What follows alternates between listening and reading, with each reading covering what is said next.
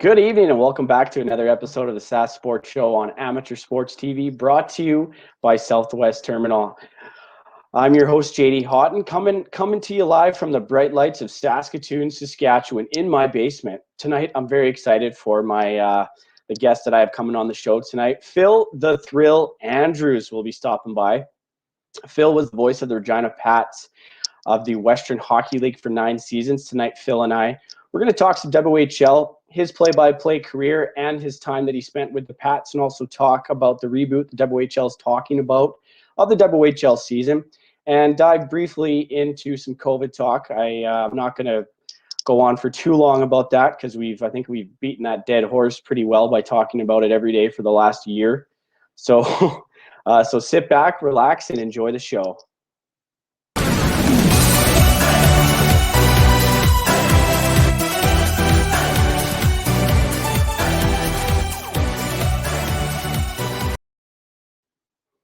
There's the man himself, Phil "The Thrill" Andrews, as people call you, I've heard. So, hey, how you doing tonight? Doing well, JD. Doing well. Thanks for having me. No worries. Thanks for coming on the show. I appreciate it. Yeah, it's good to be here.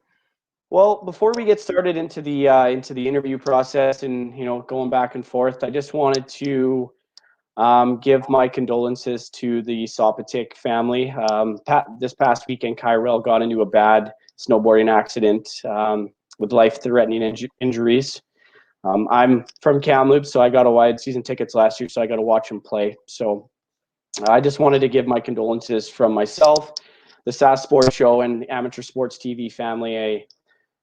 Just wanted to give a shout out to Kyrell and his family. I hope he's doing well. He's a hell of a young man and hell of a hockey player, and it just saddens me to hear something like that happening to a kid that's only 19. A few weeks ago he was driving the Zamboni at the local rink in Aberdeen, and now he's fighting for his life. So again, I just wanted to give my condolences out to him and his family. Yeah, I echo that, JD. Terrible tragedy for a young kid with a real bright future. Not that he doesn't have a bright future, but our thoughts and prayers are with him as he battles through this, and praying that he gets through and is able to live a great life. I've experienced something similar in my life with somebody in my family, and seeing that despite a tragedy like that good can come out of it. And, believe in that for Kyrell. Yeah, I know he was, and it sucked too because he had a separated shoulder last year. He took a hit from behind, and so he had a previous injury. Obviously, nothing bad to what he's facing right now. But watching him on the ice, and being from Aberdeen, which is only about 45 minutes outside of Saskatoon, I know that the whole community is behind him, the whole hockey community. I've seen that they've raised, I know Keener's been keeping everyone up to date on Twitter.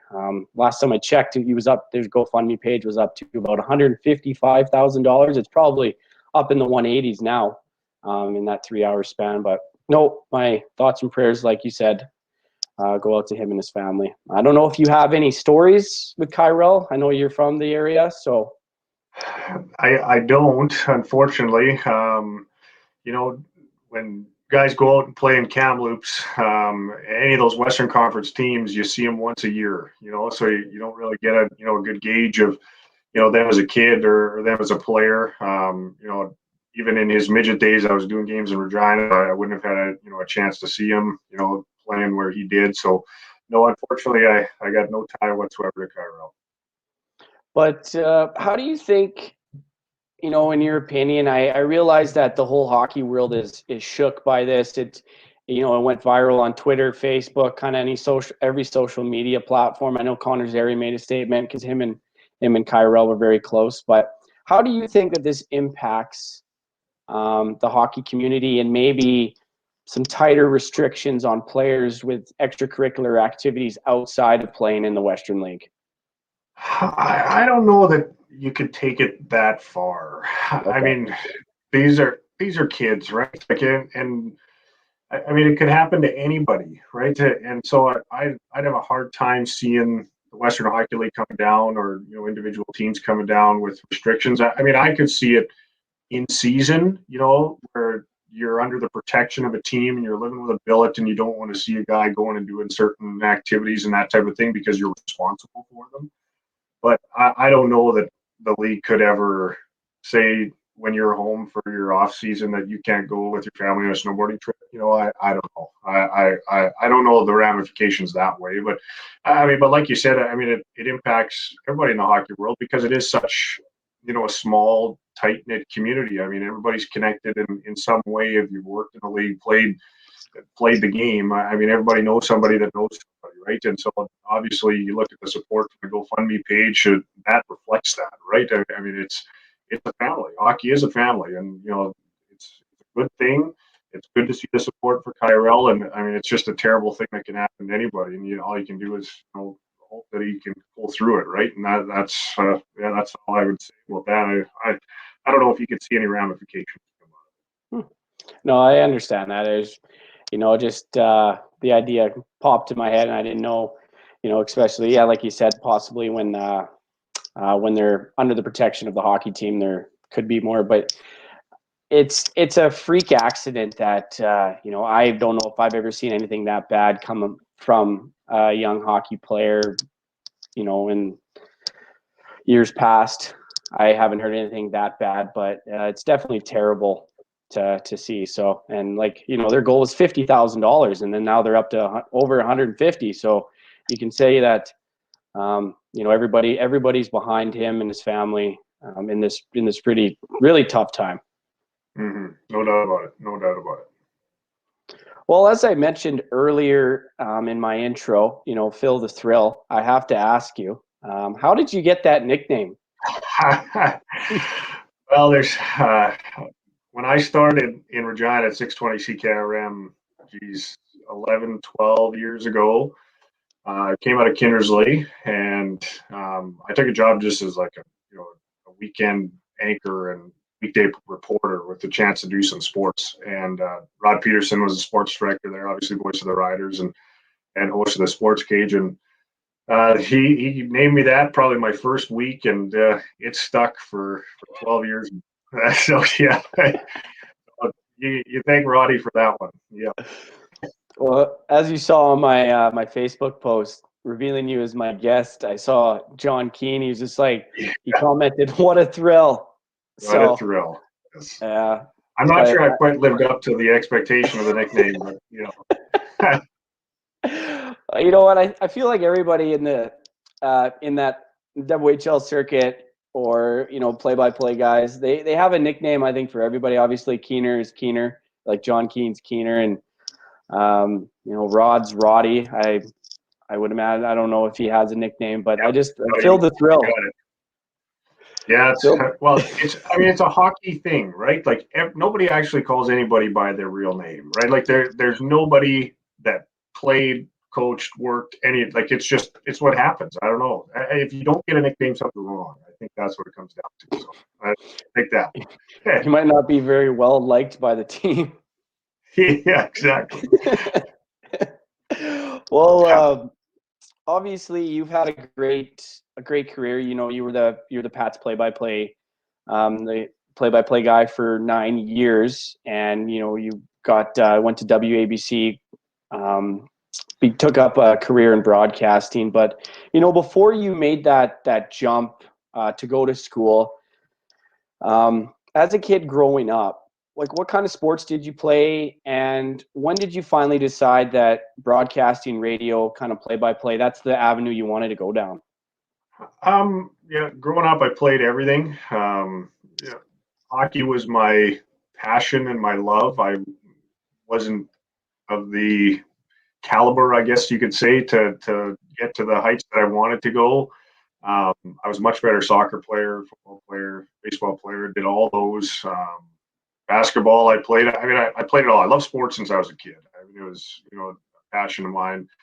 And so I kind of got away from it, I guess you would say. I made some, life choices into high school that, took me down a path that was away from that realm and, pursuing something like that. And by the time I was 18, I found myself in a place, wasn't very good.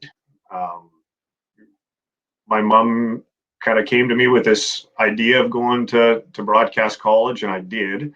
Something I'd always been interested in, and then I ended up going and graduating, but then didn't actually come back to it for 2 years after. I had some personal stuff I had to deal with to get to a point where I was ready to take on a career and go forward and that type of thing.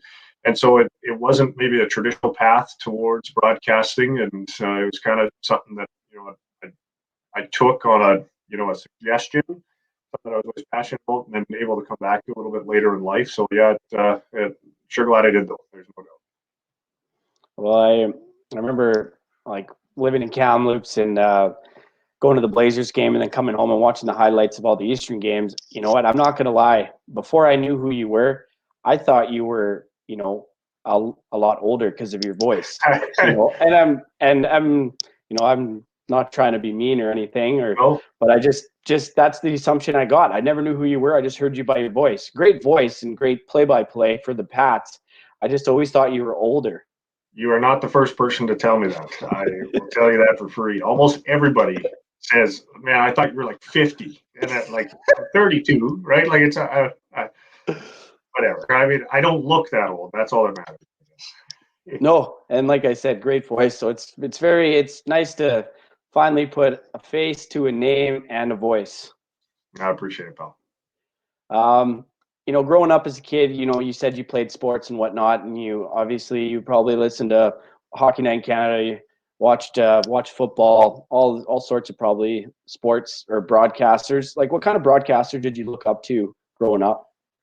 Well, I mean, I think for a lot of us, Bob Cole was the creme de la creme. I mean, you didn't get any better in his ability to paint a picture, and that, I don't know what it is. It's that special tangible that only some guys can do that get to that level. And Bob Cole was that guy for me. And I'm sure he is for so many, because I growing up in a house that had 3 channels, and the only game you got to watch was Toronto and whoever on a Saturday night, and it was Bob Cole and Harry Neal, and I mean they were like gods almost in their house, right? Like, and so he would be a big one for me. A little bit closer to home.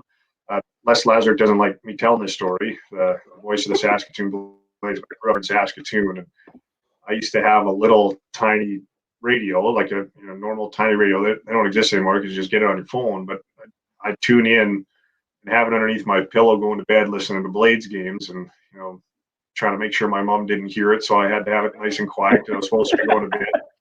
And so I'll bug him about that, because then I was in the league and then had done however many games, and he's like, "You shouldn't be telling me that you were listening to me as a kid."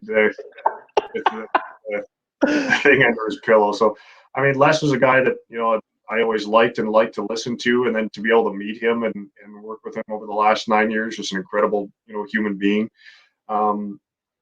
He'd be a big one for sure. And then you listen to all those national guys down in the United States. There's some, like a lot of them, that are so good at.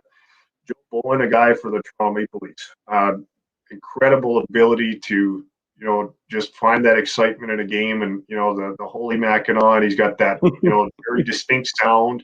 I always like listening to Joe.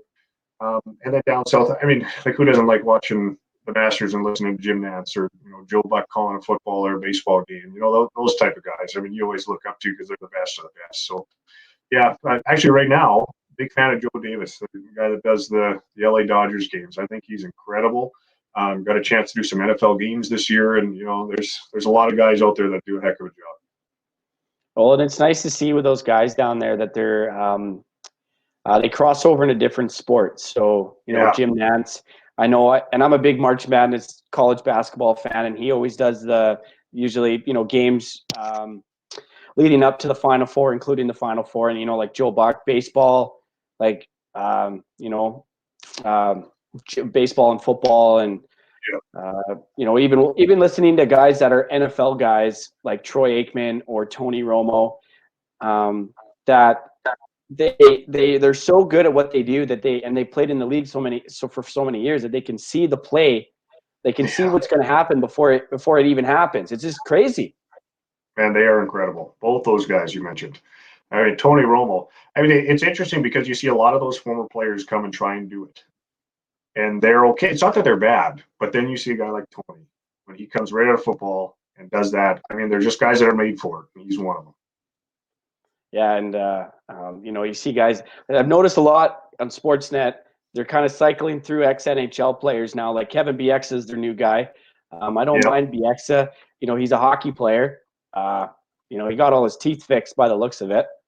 Yeah, I think he does a really good job. Yeah, I agree. Oh, I He think does a so good job. too. I know for a while there they had Michael Weeks way back when he retired from Kevin the league. Weeks, yeah. Kevin Weeks, I mean, sorry. And you go down in the States, they got Patrick Sharp on their NBC Sports Network, which is great to see those guys that they have something to do after they retire. Because I imagine playing golf only gets it's so fun for so long. I don't know, man. I could do it every day. Well, it's about that time of the show. That's how we make our money here on the Sask Sports Show. It's everyone's favorite time, commercial time here on the Sask Sports Show. So we're going to take a quick break. When we come back from the commercial break, we're going to dive more into Phil's career, and then later on, we're going to be talking about some Pats hockey and a little bit of COVID talk to end the show. So hope you guys stay tuned, and we'll be right back.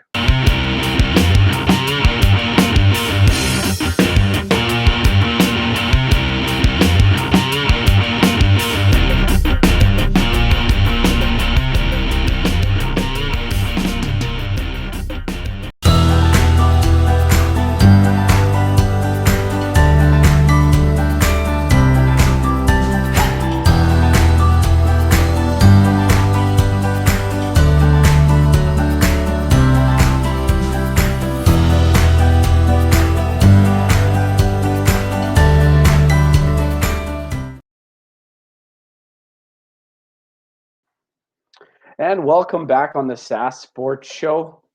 I'm with my guest Phil Andrews, and before the show, we kind of started talking about kind of why he got into broadcasting, who he looked up to, and then now we're gonna start talking about his play-by-play career. So right off the bat, there, Phil, after you graduated, like you said, you went out to Kindersley and you were a DJ, and then did some color commentary for the Clippers out there. Just kind of explain to me and tell me about your time out there. I know it was short-lived, but how was it for you? It was really good. You learned so much that first year, I think, just getting into it, because I mean, school kind of gives you an idea, and then you get in the station and see all the things that have to be done, and your deadlines and that type of thing. And so I really look back with real appreciation for Golden West Radio and what they were able to give me over those 6 months in Kindersley to learn a bit about being a DJ. Not that that was something that I was really truly passionate about, but you get to do it, and you get to do the production side, and doing commercials and all that type of stuff, and then obviously doing newscasts and sportscasts, and then getting a chance to be a part of some hockey broadcasts for half a season there with the Clippers. Yeah, it was a real good 6 months. Met some really good people, worked with some great people, and yeah, so I enjoyed my time in Kindersley. I was lucky enough that a job came up in Regina shortly after I'd been there, and I was able to stick my foot in the door there at CKRM. So yeah, but really appreciate my time at Mix 104 FM. Best songs, best variety. Was that their slogan? It was, yes. I don't know. I don't think it's anymore. I think they switched to a country station now. But oh, okay. Yeah, I remember. I'll never forget this out of my head for at WABC. I think it's WABC Hot, Hot, Hot. I'll never get that out of my head. So, and while you were in Kindersley, like I said, you got to do a little bit of color for the Clippers in the 2010-2011 season, just for a short time. They finished that season, I'm pretty sure, third. They had a decent record. And tell me, just a little bit about that. How did you get the opportunity, and what was it like? Because I know the Clippers have a very long history of winning. They're a very competitive hockey team year in and year out. Yeah, I got along real well with the guy that was doing the play-by-play when I got there, and Brendan Ulrich, and all the away games were done on the radio, but not the home games. And so we were able to rig up with a local company there to do a webcast for every home game, and then I would travel wherever. Like if they're playing Battleford, not too far, then I'd drive over there and do a game with them. And you know what, they were a good team here. Andrew Dommett was a heck of a player. Johnny Calkins, Braden Adamic. They had a really good group of forwards up front. 19 and 20-year-old guys that and that Taylor Duzan was another one. Ended up going to Humboldt, winning a championship after that. But yeah, they had a really good team. It was a fun team to watch. There's no doubt about it. They got a new rink there after the tragedy that burnt down their old one a few years prior to me getting there. And so yeah, to be able to be in that rink and see the support that they got in that community, and at a time when the oil sands were pretty booming and there was a lot of people, you couldn't even find a place to rent to work there. There was a lot. It was a great place to be at that time, and to be able to watch that team, and yeah, it was special. Well, and I don't know if you know the answer to this question. I've always wondered, with the SJHL, with all their teams that they have in the smaller communities, I don't know, is there a reason why the SJ hasn't come to the bigger cities like Moose Jaw, Swift Current, Regina, Saskatoon? Is it just because of the fact is that there's too many teams in one city to add an SJHL team? It's tough to say because at one time or another, a lot of those teams that were in those cities were part of the SJHL. The Regina Pats were part of the SJHL back in the day. So when the Western Hockey League started in 1966, whatever it was, that's kind of when it was established. And I don't know why they wouldn't move in. I think it would be a tough sell to maybe oversaturate your market. I think. I don't know. You look at some of those markets, like Estevan, that have a ton of success with fan support. Melville, and places like that that truly love their junior A teams. Not that they wouldn't be loved in the bigger centers, but when you've already got a Western Hockey League team, I think to sell another junior ticket would be tough, especially when the budget is so much. There's just more money with the Western Hockey League. Your production, your game production, everything that goes into the fan experience and going to a game in the Western Hockey League is going to be better just because of the money that's put into it and the people that they have hired to do it. Not that the people that work in the SJHL aren't capable and don't do a great job. I don't want to say that. And I don't like to compare the leagues. I think they're both great. I think they're both great for the province. But money's the difference, and that's just what it is. So yeah, I don't know that it would work. Maybe it would, but. You look in Calgary, they do have a couple of junior A teams there that play with the Hitmen, and then obviously there's the Flames. I don't know what kind of fan support they get there in Calgary for those junior A clubs, but yeah, I think it'd be a tough sell. And that's what I figured. The oversaturation of having so many teams, especially in Saskatoon, they have two midget AAA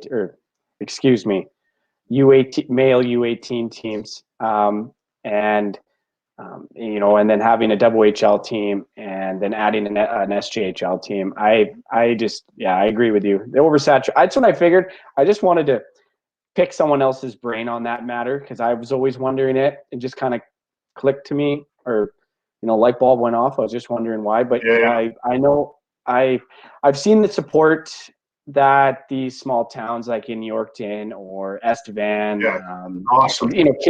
Kindersley.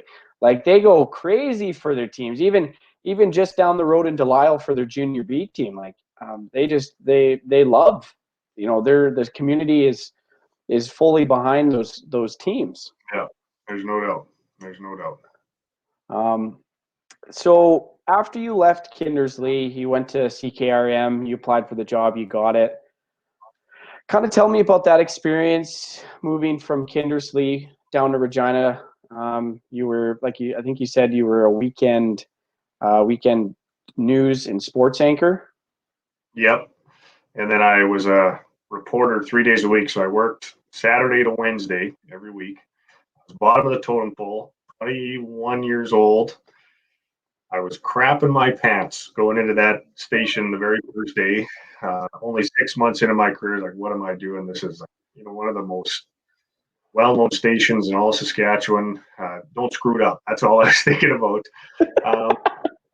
But going back to talking about Rod Peterson earlier in the show, and guys like Rob Curry, Jim Smalley, who's still there. He's been there for 40, almost 50 years now. He's worked at CKRM. Guys like that just, took me under their wing and taught the way, right? And so one thing that I've always had, it's been no credit of my own, just instilled to me through whatever my parents and the people that have influenced my life, is I've had a good work ethic. And so I went in there with that mentality. And so, I woke up at, 3 a.m, Saturday and Sunday, every weekend, and went to work and read the morning news and, just, did my very best to do my best and put in the work. And I was, able to kind of find my way out of weekends and working Monday to Friday, and got super lucky. I was covering Pats games and calling games on TV for Access once in a while when they needed somebody. And Dan Plaster was doing the games at the time. Had an opportunity to go work for the Saskatchewan Roughriders, and he jumped at it. And so mid-season, they needed somebody to call the rest of the games. And I was sitting there jumping up and down with my hands up, pick me. Because if I wasn't there, there's absolutely no sniff of a chance that I would have got it. I had maybe 25 games called under my belt. You're not getting a Western Hockey League job with that experience. But because I was in the right place at the right time, I got a chance to do it. And 9 seasons later, best friends I've ever made in my life. Been able to be a part of some incredible hockey games in terms of being in the booth and calling them. Met some incredible people. So got lucky for a long, good ride. And you know what? I think in this day and age, it's all about, especially if in this field, that a lot of young, older, middle-aged, whatever, everybody that loves sports wants to, most of them want to call games. And tough thing, you look at a guy, perfect example, Bob Ridley out in Medicine Hat. He's called, I think he's 1 game short. He has 3,999 games called. I don't know if he got his 4,000th yet, but a guy like that, he's been in the game for so long. And how are you supposed to, you just, like you said, you got to be in the right place at the right time, because a lot of these guys, they go into their 80s calling games. Oh, exactly. Yeah. Yeah, man, there's no rhyme or reason. There isn't. There's stories like mine, I think, everywhere. Guys that just happen to be there and know the right person, right? There's so many guys with so much talent that could do any job, right? And however things happen, they happen for a reason, in my opinion, and worked out for me in that scenario. Hey, I'm pretty sure your dream came true when you became the new voice of the Regina Pats. Except, and that leads to my next question. So what were you feeling? You just took over Rod, taking over the voice from Rod Peterson. You go into your first game. What was it like? Were you shaken and nervous, and kind of explain that feeling to me? I didn't take over from Rod. Rod was done 3 years prior. So it was Dan Plaster doing the game. Rod had gone and just done the Riders 3 years prior. Dan Plaster took over. And so he knew he was leaving. And so because they knew that I was going to do them, I got a chance to kind of go with him and do a couple of games, call a period, do that type of thing. So he was able to really help ease me into it. But I couldn't even describe to you the nerves that I felt, going in there. Anybody that knows junior hockey knows that the Regina Pats are, in my opinion, because I work there and I have an incredible passion for the franchise. The oldest Major League franchise in the world. The alumni, the people that care about it in the city of Regina. There's not, in my opinion, there's not a bigger job in Regina. I'm not talking about the radio guy, but being the general manager of the Regina Pats is the best general manager job you can get in Western Hockey League, in my opinion, just because of where the franchise is and its history, right? To go back as far as they do to 1917, there's nobody else that can say that. And so for me, is this little snot-nosed 22-year-old who had absolutely no business being there, to go in and start calling games for this franchise. I don't even think I fully comprehended it, how big it was back then, and I just tried to do my best, I guess, and got through it, and worked at it, and tried to get better and better, which I hope I did. And so I had some nerves, man. There's no doubt. So the first game that you got to fully like call by yourself after, you got to call a few periods here and there and whatnot. And like, how was that for you? Being a young kid, taking over, doing that. How was that for you? It was exciting. There's no doubt about it. I mean, I was doing what I wanted to do more than anything. It's something that once you do it, if you love it, I mean, it hooks you, like JD. I mean, once you call a game and you feel a part of it, and there's that energy that comes. I don't know. I mean, so yeah, I was super excited. I mean, I was nervous, but I was excited. It was in Swift Current. I remember it, and Jordan Wheel scored twice, and the Pats won 3-1. Right? Like, I couldn't tell you that about all the games I've done, but I remember that one. Yeah, so yeah, I mean, there's excitement about it. I mean, it's a lot of emotions, but then when a game starts, it's just like when you're playing, right? There's all the nerves leading up to it, but it starts and you start doing it and it goes away. And so, yeah, that'd be what I said. Once it started, not that I was, I went away and I was this perfect play by play. I know it wasn't. I wouldn't want to listen to that first game because I would bury my face in my hands, cringe big time. But yeah, it was good. It was good. Well, and imagine going into Swift Current as your first game, because I know the rivalry that Swift Current and Regina have, and I know Rod's told me stories about playoff games Yes. that he's done there. And so I can imagine that there was no love for the Regina Pats. Yeah, back then it wasn't as good as it is now. I would say there was that that time in the mid 2000s when Roddy was there, and Jordan Everly in those days where they were both good teams and they met the playoffs. Then there were some down years for Regina, and then when I started it was kind of just at the start of their uptick, I guess you would say, for their success over the last 8-9 years. And Swift Current wasn't all that good to start at my career, and so Jordan Wheel ran amok. So there wasn't that great rivalry, I guess, when I started. I mean, they still bang on the booth and all that type of stuff. They do that, right? It wasn't until a little later on. I mean, the Pats and Broncos played two incredible playoff series in 2017 and 2018. They're the best series I've ever been a part of to call. And yeah, there's a rivalry there, man. People talk about Regina Moose Jaw. They haven't had a playoff series since 2012. It's the Pats and Broncos. I mean, they're the number one rivals. Going back 2 years, I guess. No real rivalries right now, and both teams aren't in the playoffs. But I know those are fun to be a part of. Yeah, and I know that Swift Current went all out when they won the WHL championship back in 2018, and I think obviously they went into it knowing that they were going to have a few down years. Like they had their first season back after winning the championship. I can't even remember how many games. You would know. I think they maybe won 10. Yeah, it's around 12? 10. It wasn't many. Yeah, maybe. Yeah, and then less last year. Yeah. It was, but I mean, they did what they did, and they won. They got a banner hanging in their rafters. So, and that's all that matters. And they got to go. Yeah, and they did. They did. They played a tough series against Everett, which on any given night's a hard team to beat. Yeah. Especially these days. Yeah. But well, on that note, it's everybody's favorite time of the Sask Sports Show. It's commercial time here. So when we come back, we're going to still continue with Phil's career in Regina, talk about some key moments, and we're going to shed some light on the 2016-2017 season that the Pats had. So don't go anywhere. We're going to be right back.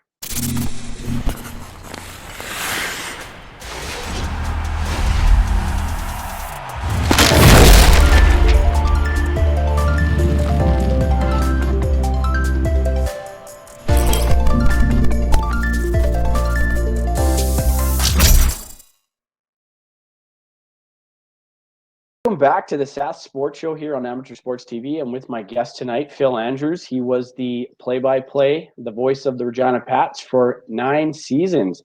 Before the break, we kind of started talking about just a little bit diving into his time in Regina.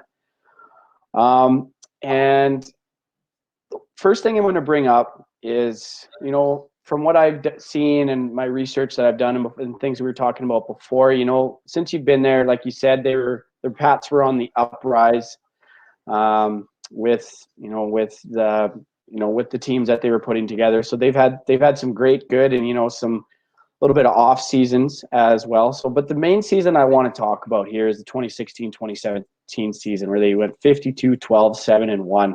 Obviously, it was heartbreaking for the Pats to lose to Seattle in the WHL final. Just kind of tell me about the highlights of that year. Some memories that you never forget. Obviously, I don't think anybody's going to forget that. Yeah, it was. I mean, I'd have to even just start. I'd go back to the playoff before. Pats were, you know, kind of a young up and coming team. They played Swift Current round 1, beat them in 4, and then took on the Red Deer Rebels, the host of the Memorial Cup, in round 2, and took them to 7 games. And Pats lost that game 7, despite, you know, going into the third, tied it 1, and out shooting Red Deer, I want to say 19-3 in the third. Lost 2-1. Heartbreaking loss. Deserved the win to go on and play the Brandon Wheat Kings in the conference final. But that game ended, and while it was disappointing, everybody knew coming back the next year that the Pats were going to be the best team in the league. I knew it. Everybody knew it.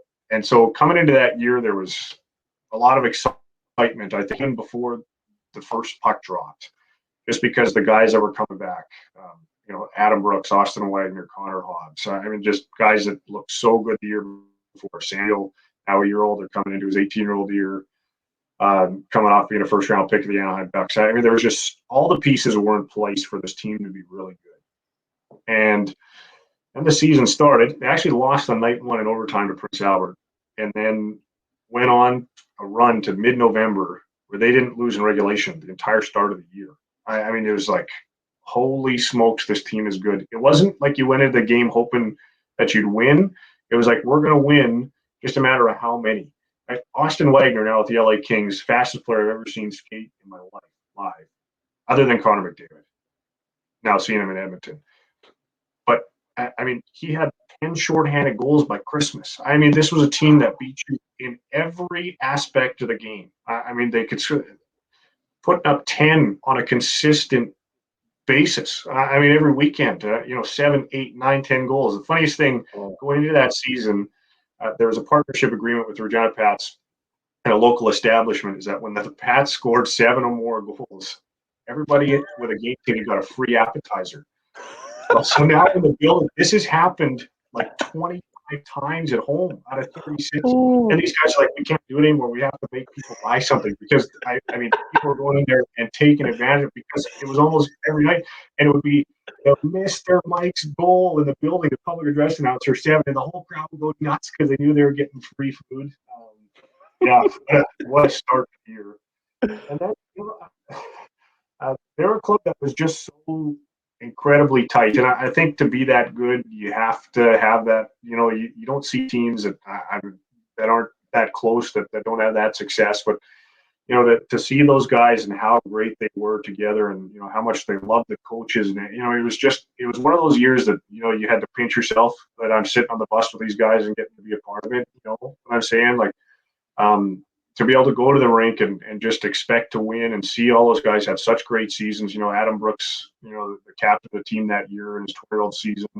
And the Pats were lucky to get him back after the Leafs drafted him in the 4th round in the summer. But, for me, seeing him come in at, 16, 17 years old and see the struggles that he had, scored 8 goals in 2 years, to then now as a 20-year-old putting up 130 points and becoming top 10 in all-time Pats scoring. I mean, just to see his progression and see him get so much better. Sam Steele had 131 points that year. I mean, 2 guys, 261 points, that play on different lines, 2 different centers. I mean, they had 5 30-goal scorers. Connor Hobbs set a franchise record for goals by defense with 32. I mean, I could go on and on.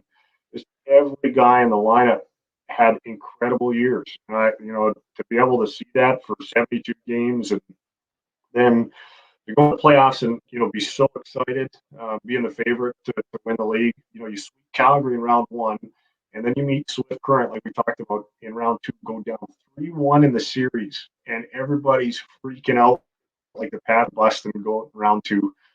Well, they rattled off 3 straight wins. Most incredible comeback I've ever seen.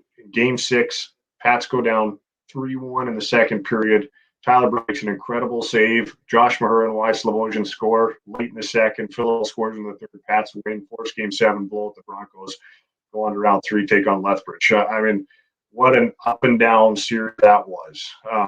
The injuries. I mean, the reason the Pats didn't win that year was the injuries in the playoffs. I mean, Adam Brooks got hit on the knee by Mackenzie White in Game 2 of that Swift Current series, was never the same. Austin Wagner, shoulder, completely torn, dislocated, still played, led the playoffs in scoring with 16 goals. There's just so many guys that got hurt that weren't able to really perform come the championship series against Seattle. I mean, taking nothing away from the Thunderbirds, and Matt Barzal was the best player in the league that year. A guy that probably, could have played in the NHL. He's just that good. Him and Keegan Colasar were so good together. And, they deserve to win that series. There's no doubt. But the Pats, had a tough run. That Swift Current series took a lot out of them to come back and win. And then the Lethbridge series wasn't easy either. I mean, 6-game series against a really good Hurricanes club to get there. And so they were banged up, and it showed in that Seattle series. And heartbreak, there's no doubt about it. Game 6, you go up 3-1 with 5 minutes left. Austin Wagner scores on a breakaway. Then the Thunderbirds score on the power play, score late to tie it, win it in overtime to win the championship. There were some tears shed across the organization when that one happened. But what an incredible year. Didn't end the way we wanted it to, but I couldn't say enough about that group of guys and how cool it was to see. Well, I just in fact of being there, being in that moment, getting to see that, be a part of that whole season, and it's not like you just jumped into that season and got it and then, went on to something else. You were with the team leading up to that moment, that whole season, and then you got to watch, and I'm pretty sure I even watched that series in 2016, 2017 against Swift Current on TV. I think they had a few games on Sportsnet. Yeah, they did. Yeah, 2 games. I think games 3 and 4. Yeah.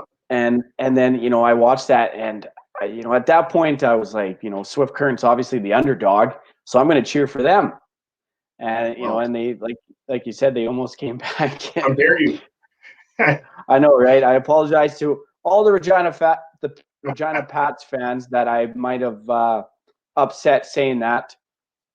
But going back to your, when they signed the deal where they score 7 or more goals, they get a free appetizer. Kamloops had the same thing. If they score 5 or more goals, you get a free teen burger. And there was an A&W right by the rink.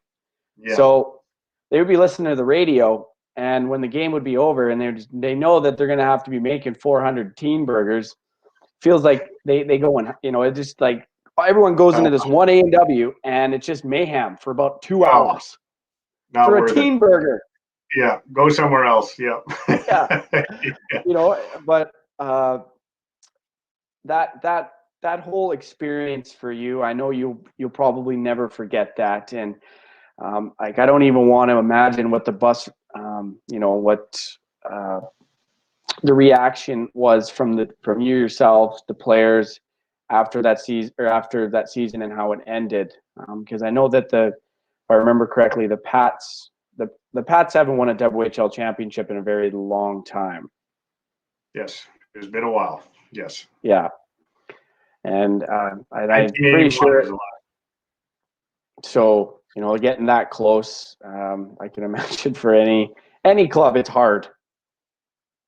Yeah, and I should say it was 1980 the last time that they won, but man, it was. I mean, the game ends, and you're professional while you're on the air and doing it, and you call the goal. Alexander True wins it in overtime, and for the first time in their history, the Seattle Thunderbirds are Edmonton Oath Cup champions, and you kind of get off the air, and I walked downstairs to go see the coaches, and Connor Hobbs is standing in the hallway, and I mean you pour so much of your life into that, from August until where we were sitting at the end of May. I mean you put so much in, seeing those guys do everything to try and win, and then come up short, and to come up short the way they did with the lead and a real good chance to force a game 7. There was a lot of emotion, and then to sit in that coach's room and see the likes of John Paddock, a guy who's been in the league forever, in hockey forever, the National Hockey League level, American Hockey League level, one of the, most incredible people I've ever met. And, see how he handled it was really cool because there were a lot of us that weren't handling it all that good. But to see him sit there, he's been a part of losses. He played in losses. Philadelphia lost Stanley Cup Finals a player. Won Calder Cups, lost Calder Cups. He's been on both sides of it. To see how he handled it, just with class and dignity, was really cool to see. Because there's part of me I want to go run through a wall or something. You know what I mean? Like it was tough to see. But yeah, no, it's something we'll never forget. To be honest. I don't know if I've talked about it much since it happened. This would be one of the first times without, the guys that were there that I've talked about it. So, yeah. Well, and like I said, I know you'll never forget that moment. So that's pretty cool. Hopefully one day I'll get to something like that. I got to call a Bantam final at the Kamloops International Ice Hockey tournament. And it was the home team was in the final, and they went to double overtime. And I don't think I've ever screamed so loud in my life. They didn't win, but I lost my voice because it was just back and forth, and it was just one of those games. And just for like the sixth game or the seventh game I've ever called in my life. Yeah.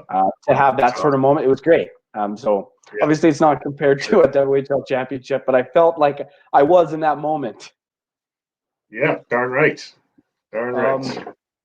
So obviously that was one of your big, I would imagine one of your big highlights, being with the Pats. You were with them for 9 years. Do you have any other notable memories?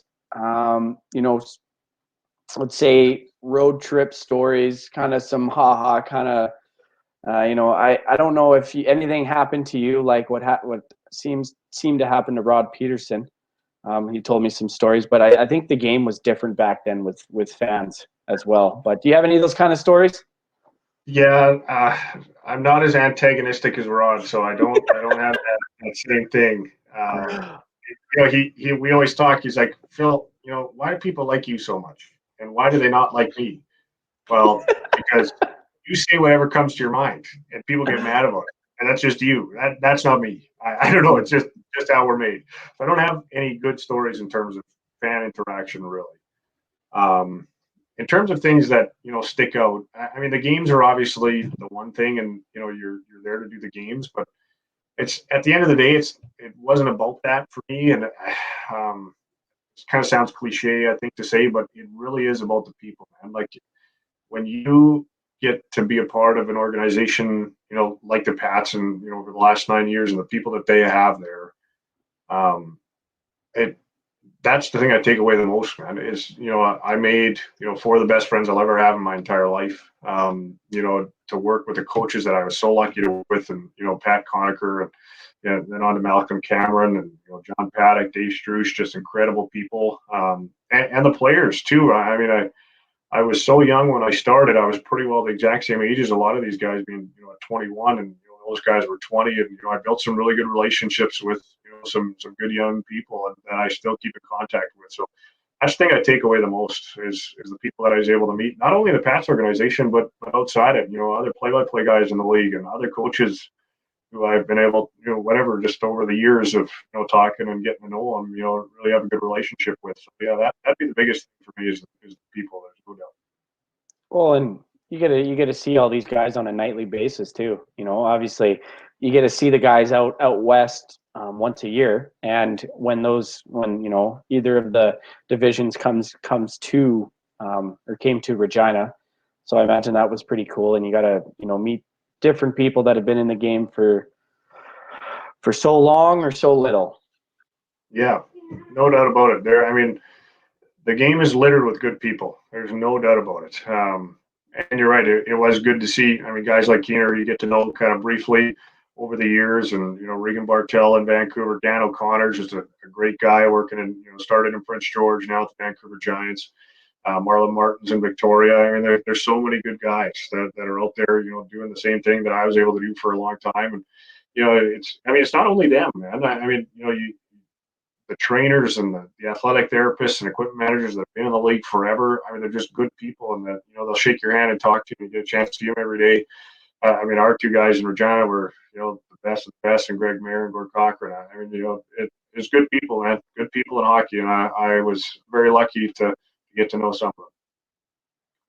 Well, and that kind of leads me into my next question about when you announced last summer that you were going to leave the Pats. I'm just curious to wonder kind of what made you make that decision. Obviously, COVID hit, and things the league wasn't coming back, and all that kind of stuff. But what was kind of the final decision on to leave the Pats? It had nothing to do with those two things. I'll tell you that. It came to the point of family. I got 3 kids, 8 and under. Found out this summer my wife's pregnant with number 4. And so congratulations. Thank you. She's due in 2 weeks. When you do the radio, and I don't take this as me complaining because I loved every second of doing it, but I also was the director of media and communications for the team. So I did all the graphic design, video editing, website, social media, all of it. Designed all of our program, game days were 14-hour day. I worked 70, 80 hours a week. And so I wasn't home from August till whenever we finished. And so coming to a point where my kids are getting older, going to be playing sports, which I want to be a part of and be there, and then having another young baby in the mix. I've asked a lot of my wife over the last 9 years, and so it was time for me to step up a little bit, be home and do something that didn't keep me out of the house as much as that job did. So that's why. Though, okay, you're going to be the first to hear this.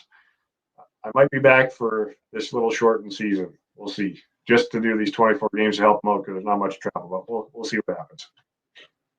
Well, and I was gonna ask you that too. If they found a replacement for you, because I know the job posting was up on their website and then they took it down. Obviously, when the season got canceled, and I saw it over the summer, and I imagined that there's a lot of people probably gunning for that job, and then they took it down. So I didn't know if they actually found somebody or not. But that's exciting to hear. Yeah. Well, we'll see. We'll see how it goes. We gotta get on the ice first here and get approved and all that type. I hope they do. Well, we'll stop this little break here, and when we come back, we'll kind of briefly talk to finish off the show. We're going to talk about a little bit about the COVID, kind of when it hit last year. Where were you? How did the team react? And then it obviously didn't come back. So those are the kind of things that we're going to be talking about in the next segment here. So we're going to take a quick commercial break because that's how we make our money here on Amateur Sports TV, is those commercials that everybody gets to enjoy. So we'll take a short break and we'll be right back.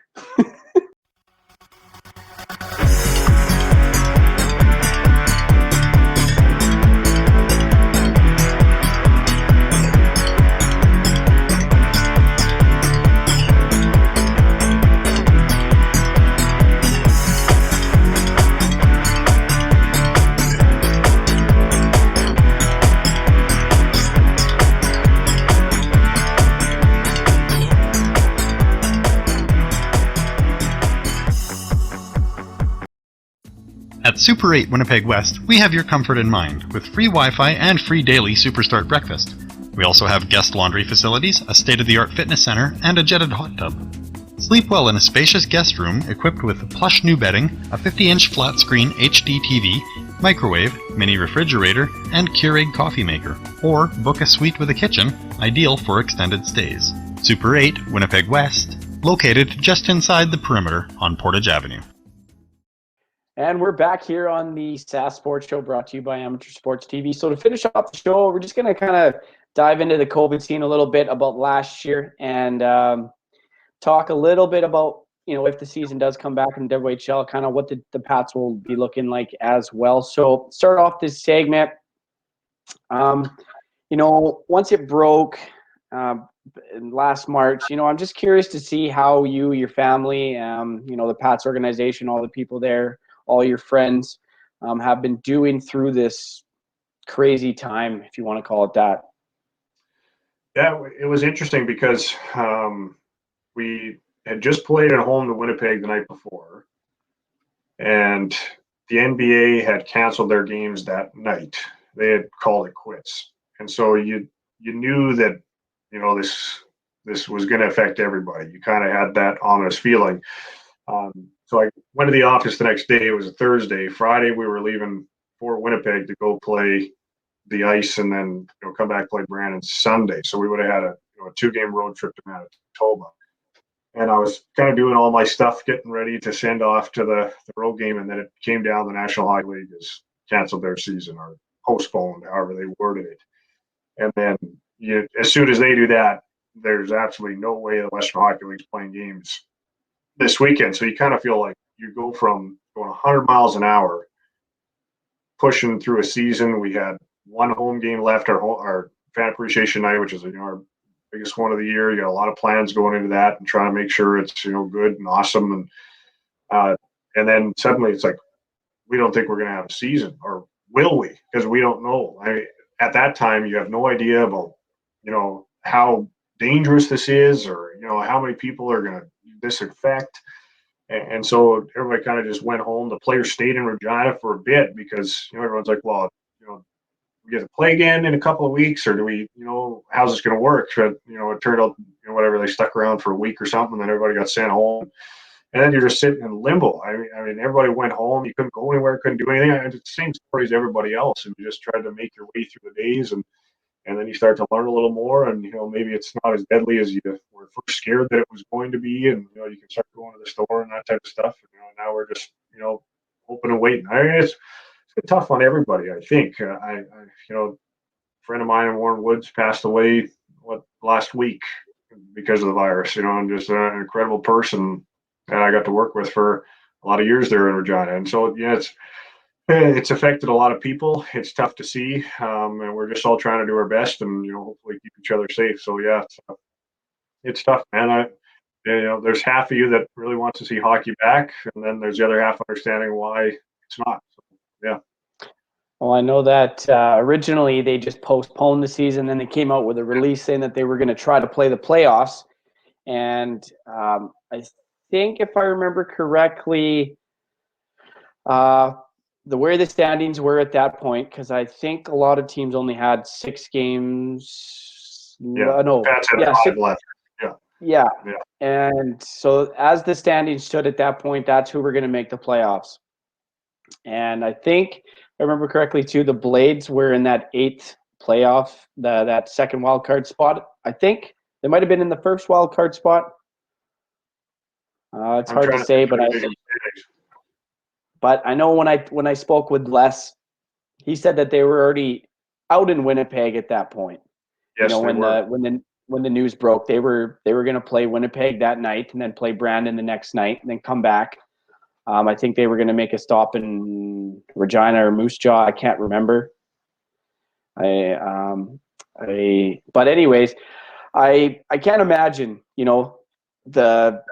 how everybody felt, and I don't know, looking back on it, I know you guys consider yourself as the regiment there in Regina, and how did the fans react, and what did you said you had one home game left. What was what did the Pats do kind of for their fan appreciation night that they, obviously didn't get to have? Yeah, we were lucky. I mean, compared to, you look at teams like, the Prince Albert Raiders that, did things ahead of the trade deadline to contend again for a second straight year. The Lethbridge Hurricanes, a lot of teams did a lot of things to get better for the playoffs and then didn't get them. And Regina was, the playoff sucks, but they were in an enviable position because, like you said, they had 5 games left, but only one of them was at home. So just from a pure economic standpoint, you didn't lose your playoff revenue. You only lost 1 home game gate revenue.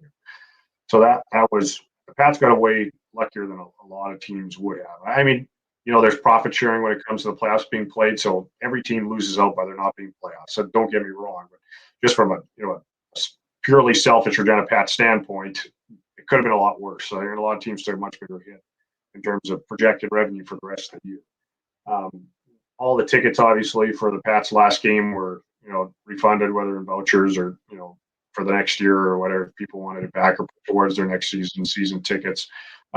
Gave away as much of the prizes as we could, but a lot of it is in-stand stuff, right? That's very interactive and all that type of stuff. We had to move to an online awards for all of our team awards, which are done on our fan appreciation night as well. So there's a lot of stick handling to kind of get everything done. But yeah, it could have been a lot worse. There are some teams left with, having made some decisions to be good and would have been good and contending that didn't get a chance to do that. You feel so bad for all the 20-year-old guys that, for the Pats, in Austin Pratt and Robbie Holmes and Zach Wooding, 3 incredible, good human beings that didn't get a chance to finish their career. And you think of the teams that had those 20s that were expecting a playoff run and all that stuff. Well, and I know, like you mentioned the 20-year-olds, and I know for them, I know in Kamloops they do a big send-off for them. It's a big thing, sending off your 20-year-olds, and kind of what was the reaction from them? I imagine you spoke with them after the WHL league finally decided that a season was not going to be played, the playoffs weren't going to be played, the season's canceled. What was their reaction to all of this? I think it'd be disappointment would probably be the biggest word. I mean, for them, it was probably a little bit easier than some other guys because they knew the end was coming in 5 games. We were 2 weeks away from it being over because the playoffs weren't the cards. But I mean, it'd be tough, especially for Robbie Holmes. He got suspended in a couple of games prior for an incident with Damon Hunt, the Moose Jaw Warrior. So he actually, was looking forward to get back on the line for his hurrah. But his ended even earlier than these other guys. But yeah, I mean, they're disappointed, right? The junior hockey. I mean, you talk to a lot of guys that turn pro. Their best memories of playing hockey is when they were playing junior in the Western Hockey League because it's not business, right? I mean, their kids are having fun, right? And so it's the best time of their lives, and they got cut short, which is unfortunate, but it's life, and what, everyone's had to deal with something because of this pandemic. It was tough to see for sure. I know, and like what you're saying for other teams is being hard on. I know in Kamloops it was hard because they just, I think the night before the game before, they just clinched the BC division, so they were on their way to the playoffs. Team. And I know that they came through the prairies here, and I think they walked out with 10 out of 12 possible points. They lost 2 games in overtime, and it was hard to see, especially for their 20-year-olds. Their captain, you had Max Martin, which you probably saw a lot of in Prince Albert, and Ryan Hughes, who used to play originally was in Portland, then he came over to Sask the Blades for a little bit. But those 20-year-olds that and the same thing, they built their team around making a deep playoff run, and they had the goaltending, they had the scoring, they had the defense, they had kind of had the whole package to do that. And it was it was hard. I know myself and a lot of other guys. It was tough to see. And like you mentioned before,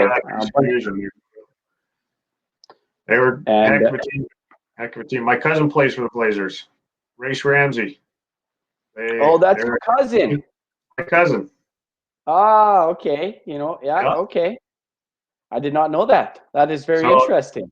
Secretly a Blazers fan, right here. Yeah. Secretly a Race Ramsey fan. Go 2-9er. Yeah. Yeah, he played good for Kamloops, and then when Gran got hurt, he stepped up and he played some good games for the team, and it was good to see. And then he was a very good goaltender, and I actually, for the longest time, I didn't know he was from Saskatoon. So, and I think he played his minor league hockey for the Contacts, if I remember correctly, or was it Blazers? Yep. Okay. He's a Contact. His older brother Gage, too, 3rd-round pick of the Vancouver Giants. Played in Vancouver at 16, then played in Saskatoon with the Blades to close out his career. Okay. Well, that's very interesting. That's awesome. I imagine when he came to town, you obviously had a little definitely visit. Went down and saw him. Yeah. Unfortunately, he didn't start the game against the Pats. I was really hoping he would, but he got the one the night before against Moose Jaw, so I didn't get to see him play.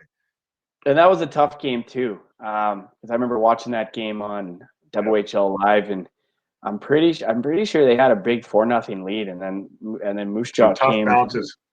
Yeah, and And then a couple nights before, they were in Winnipeg, and they kicked out. Beginning of the third period, they kicked out one of their players, and I think they just ran out of steam at that point too, because everything fell apart in that game. Oh yeah, I didn't see that one. But yeah, it was a tough game, and that's if the season does come back, I'm definitely submitting. I'm paying my money to get the WHL live because I need something. I need some junior hockey in my life. Darn right, buddy. Okay, so talking about draft picks and young players, I kind of wanted to get your opinion and your thoughts about the Regina Pats #1 overall pick, Mr. Connor Bedard from North Vancouver. I had him on my show. I don't know. Is he good or something? Yeah. I think he's 14. No, I'm just kidding. He might be 12. I think he might be 12. Yeah. You're doing what baseball teams are doing. They're signing a 8-year-old, for future consideration. No, I had him on my show a couple weeks ago. Very nice kid to talk to. I've kind of followed him a little bit, watched some of his highlight packages that they put out there on YouTube about him and stuff like that. But I just want to know, what the excitement was around getting that #1 draft pick, and then kind of. Everyone kind of knew that Connor Bedard, the first ever exceptional status player to be in the WHL, which is awesome. And it's awesome that it's happening for the Pats. Sucks that he didn't really, if this year doesn't happen, he didn't get to play at all his 15-year-old year. So it was, there's that part of it too. But, what are your thoughts on Connor Bedard? Man, I tell you what, 2 years ago, John Paddock, general manager of the Pats, he drove to Calgary to watch one of the games, and this was part of the scouting trip, basically, and I was driving back to Regina after the game. So instead of going on the bus, I hopped in his truck, and we were talking about the potential trade that was coming up, which would see Lethbridge give Swift Current's first-round pick to Regina. And Nick Henry and Jake Lasician went to the Hurricanes. Lethbridge had possession of that first-round pick, which, in all likelihood, was going to have the best chance to be #1 overall in the 2020 draft. So we sat there in his truck, and I was scrolling through my phone, looking at the top 2005, 2006 born players in the world. I said, "There's this Connor Bedard kid who's playing bantam. He's a peewee, and he's got." I can't even remember the amount of points. He's like, oh, maybe that would be the guy. And then fast forward a year later, and it's holy smokes, this kid is incredible. I mean, I've never actually seen him play live, so you can't give that kind of analysis of his game other than, you look at the highlights and his skating ability and his skill. I mean, there's a lot of excitement, obviously. And then within the organization, I mean, leading up, all we have to do is finish ahead of Swift Current this year. I mean, it ended up happening by like 20 points. But, I mean, you go in, and that is your only goal. Make sure that they have the best pick. Their pick is #1, or as the best to come in. So accomplish that.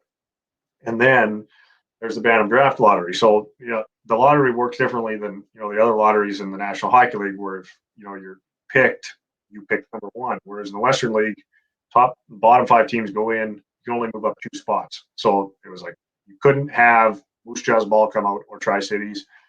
Otherwise, Regina's picking #1. So they're turning the thing, and then this ball comes out. It's Prince George. They move up from 5 to 3 or whatever it was. And everyone's like, oh, the Pats didn't win it. And it's like, no, we actually do get to pick first. It just, P moves up 2. So it's all good. And so, I mean, obviously, the office went nuts when it came out. I mean, everyone was so excited. I mean, just from everything that was going on around with the pandemic and everything, there's so much uncertainty, like, are our jobs going to be here anymore? All that type of stuff.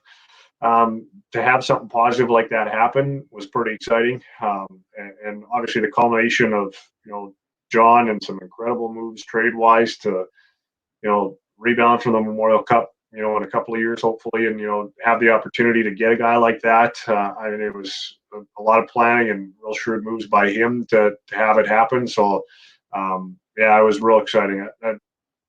It's up there for the moments of my time in Regina for that, to know they're getting Connor Bedard. And just on him as a kid, I mentioned I hadn't seen him play, but I had a chance to deal with him a lot, leading up to the draft and, working through some stuff and how we're going to announce and all that type of thing. And if my son is half as mature and acts as good as, as he does at 14, I'll have done a good job as a father. I'll say that because he is an exceptional person. And that's why he's going to get a chance to play if they play. Because it's not about how good you are. It's also where you are as a human being. And, he deserves it because he is beyond his years. He wants to be a hockey player. He is incredibly driven, but, he's got a great head on his shoulders. And, I haven't met his parents, but they deserve a big pat in the back, and they could teach us all something, I think, because their kid's incredible. Well, and I, talking about his character and whatnot, and even when I had him on the show, and I get that before me, he had interviews. He had 2 interviews with Rod Peterson on his show. Gino Reda had him for a short little bit. Like, this kid, he's gone put through the ringer on how to do interviews because he is the most, at that point when he was announced as becoming the first ever WHL player to reach exceptional status, everybody wanted to talk to him. However many, you search his name and however many interviews and stories have been written up on this kid, and it's just been crazy. I feel all those calls. Yeah. And you know what? I was very lucky that I got to meet him. And same thing as you said, he's a very mature, very respectable young kid. And I also learned too about the process of that whole WHL exceptional status thing as well. And it wasn't just like you said, it wasn't just skill. It was he had to do an essay about himself. He had to do a couple questionnaires. He had to have some interviews. And I'm like, man, it's like a job. You're like interviewing for a job.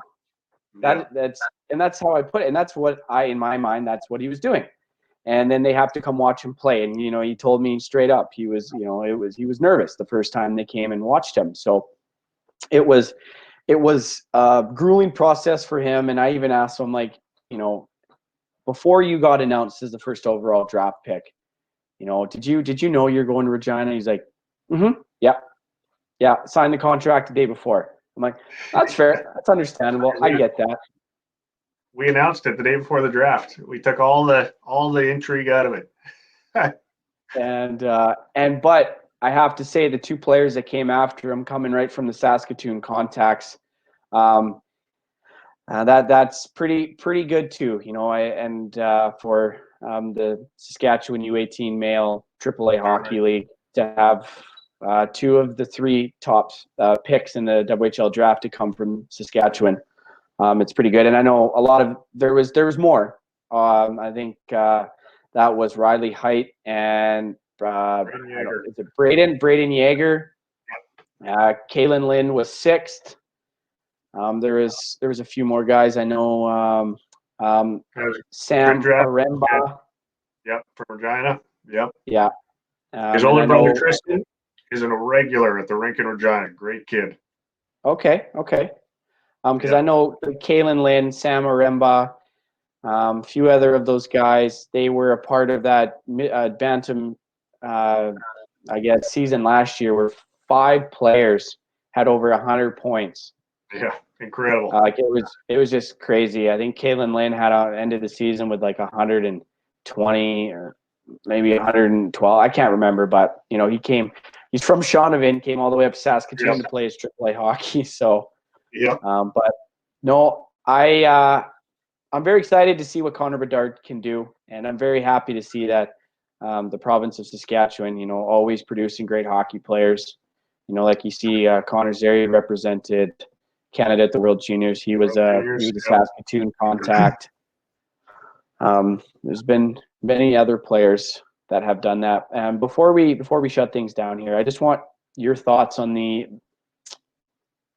opinion and of the WHL season coming back. Like, I know everybody wants it to come back, but do you think that it's going to make that happen? Because it's they've 3 times that they pushed it back, which I understand. They have to get all the health jurisdictions on board, and they have to figure out a plan, and I get that. But just your thoughts. I think they're going to do it. I think that there is a real desire from the ownership and governor level for the teams that are going to make this happen no matter what. I mean, they're going to do everything that they can in their power. That's what I think. I know that a lot has to come into place in terms of health regions and all that. The provinces will, let them do, but in terms of money and worry of losing that, stopping a season, I don't think that that's an issue anymore. There was a meeting at the governor level 2 weeks ago Friday where they decided that they were going to play this 24-game season that was announced, and they voted that they're going to play, right? So they're willing to lose the money to have some type of a season, because there's two sides to it. You have an obligation to your players with the NHL draft coming up later this year to have them on the ice. This is the best developmental league in the world, branded that way, and I believe it's true. So you have to give them an opportunity to play. The other thing is a lot of rumors out there about guys asking for releases to go down south and play in leagues like the USHL and that type of thing, where restrictions are lax and they can go and get on the ice. But you don't want to lose your players either, and so I think that those combining factors will mean that they're going to do everything they can to get on the ice. There's even talk of maybe implementing a hub for the East Division here in Saskatchewan, because there's 2 Manitoba teams, and where would that be? So there's a lot going on behind the scenes right now to if teams aren't allowed to travel and go to other buildings, maybe we'll see all of them in one city playing 24 games and get it done in 8 weeks, so that you give them that opportunity. So I think that they're going to do everything they can. I think that with the vaccine and everything, that things are going to lax up in terms of restrictions, hopefully, as we get into February, and maybe end of February, start of March, we'll have a shortened season. So I'm a believer that it's going to come. Well, and we get to finally see that Connor Bedard that everyone's been talking about and talking about, and I see that he's playing with the Kelowna, I think the West Side Warriors or the Kelowna Warriors in the West Van Warriors. West Van Warriors, excuse me. Yeah. I always get those two teams mixed because they have a junior B team in Kelowna called, I think it's the West Side Warriors, or a junior A team. I can't remember, but I get confused with all those teams over there. But there's a lot of them. Oh, yeah, and I can keep track of them in Saskatchewan because I know where most of them are. But yeah, it's a whole other ball game in BC with junior hockey. But with your experience being broadcasting and getting into the field and whatnot, what can you say to young, inspiring broadcasters like myself and other young kids that want to get into the game? What's some advice that you could give them? Man, I would say work hard, leave your ego at the door, and treat people the right way. That would be, I mean, it's true in all aspects of life, in my opinion. If you treat people the right way, you work hard, you're going to find yourself in a spot you want to be, in my opinion. Yeah, that's all I got for you, man. Work hard. Yeah. Well, I appreciate that, and obviously, you worked hard and you got to that level, and you got to call some pretty crazy games, go on some cool road trips. I imagine those were fun, making your way out to BC and then making your way out to the state of Washington and Oregon. That must have been pretty good. Probably pretty jammed packed playing. What do you guys play? 7 games in 9 nights, or 7 games in not 10? that much. Oh no, sorry. 5 games and 5 games in 7 nights. 5 and 12 nights. Okay, maybe not that jam packed. Not too bad. No. Nice vacay. But oh man, hey, you got to go. You got to go to some of the cool rinks, and I know Portland plays in 2 rinks. They play in that Memorial Arena, Moda Center. Yeah. Where the Portland Trailblazers. Yeah, no, that's pretty cool. And then you go. Hey, Phil, I really appreciate you coming onto the show tonight and getting to know you and your career in the WHL and getting your opinion on some things too. So I really appreciate you coming on the show, giving me your time. I know we're an hour and 24 minutes in. Imagine you probably, go make sure your kids are asleep. Hey, pal. Pleasure. Good to meet you. That was good to meet you too. So that comes to the conclusion of the Sask Sports Show for another week. Had the pleasure of Phil Andrews, got to talk to him. So I just wanted to let everybody know that the Sask Sports Show is on Amateur Sports TV's Facebook, YouTube, and Periscope page, and an AST sasksports.com as well. So if you guys, the Sask Sports show is on every Thursday night at 8 p.m. Central Time. So I will be back with another episode next week. So I hope you guys enjoyed the show. See you next week. Have a good night.